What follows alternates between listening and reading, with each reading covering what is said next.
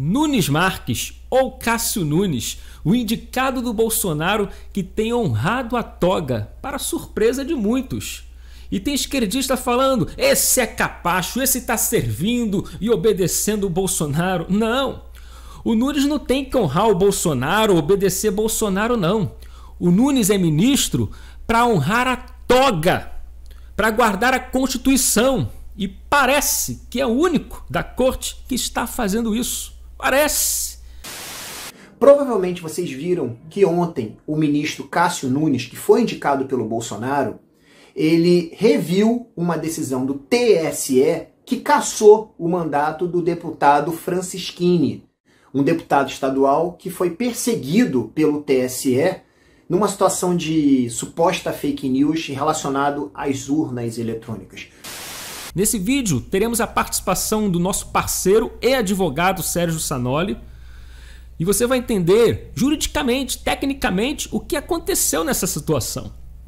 Eles suspenderam decisões do TSE que cassaram deputados bolsonaristas.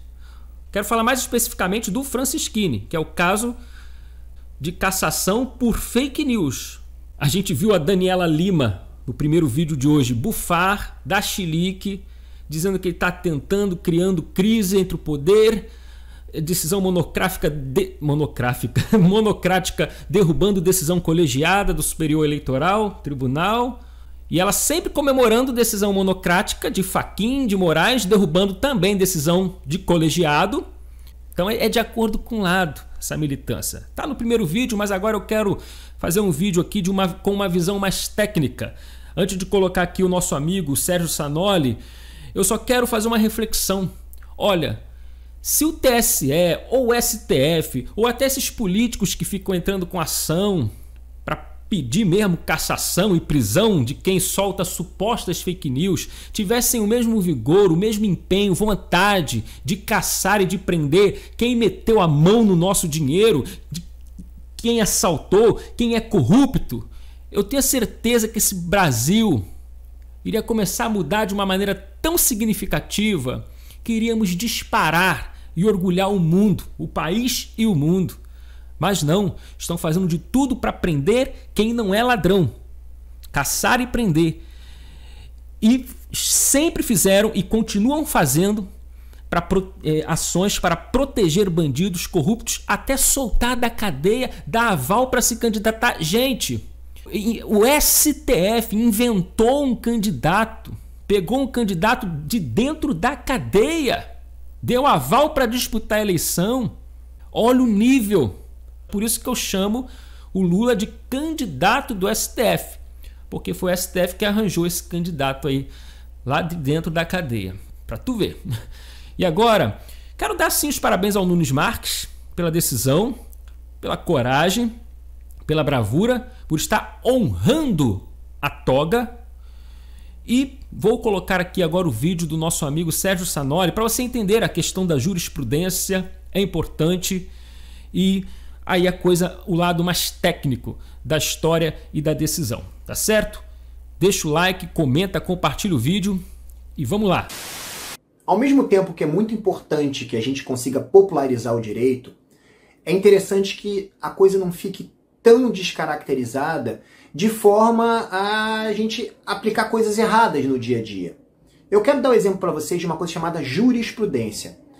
A gente ouve por aí, toda vez que se faz referência a uma decisão, de que se formou jurisprudência, enfim, ou que existe uma jurisprudência de uma determinada decisão sobre um determinado caso. Para quem não sabe, jurisprudência é um conjunto de decisões reiteradas no tribunal. Ou seja, uma decisão isolada, seja ela de um juiz de primeira instância, seja ela decisão de um tribunal como o STF, não é por si só capaz de formar jurisprudência. É um conjunto de decisões, ou seja, várias decisões ao longo de um tempo, é que faz com que a gente possa finalmente falar a jurisprudência desta corte nesse tema é nesse sentido. Eu estou falando disso por causa de uma situação prática. Provavelmente vocês viram que ontem o ministro Cássio Nunes, que foi indicado pelo Bolsonaro, ele reviu uma decisão do TSE que cassou o mandato do deputado Francisquini, um deputado estadual que foi perseguido pelo TSE numa situação de suposta fake news relacionado às urnas eletrônicas.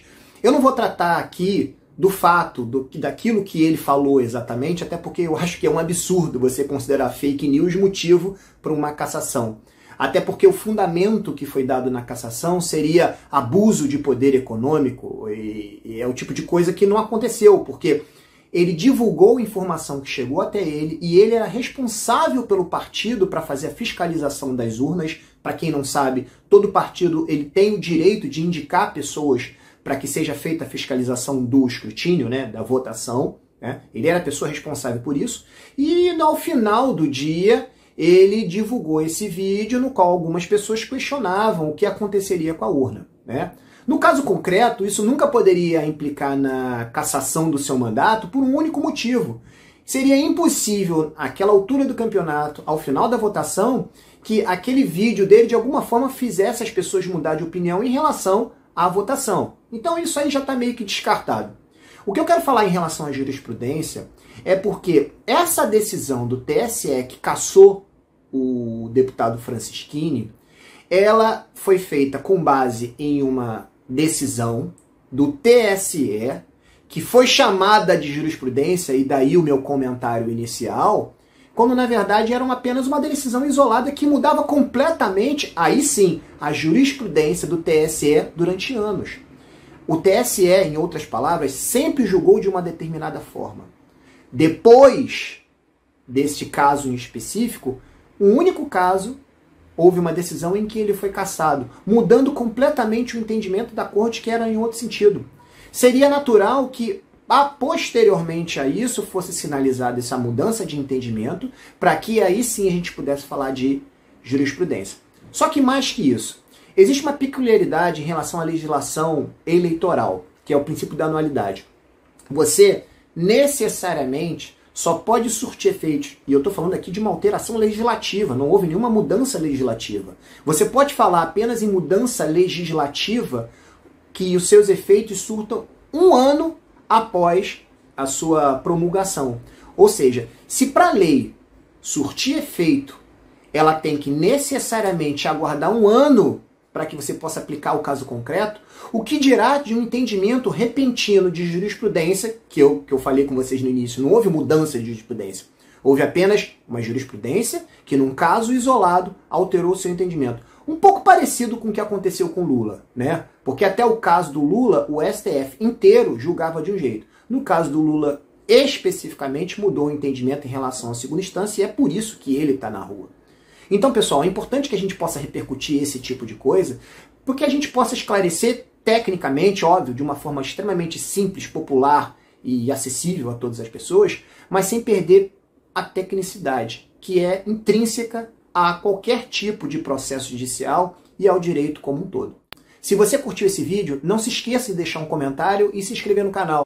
Também é importante você colocar no sininho lá para receber as notificações para os próximos vídeos que virão por aí, tá bom? Forte abraço!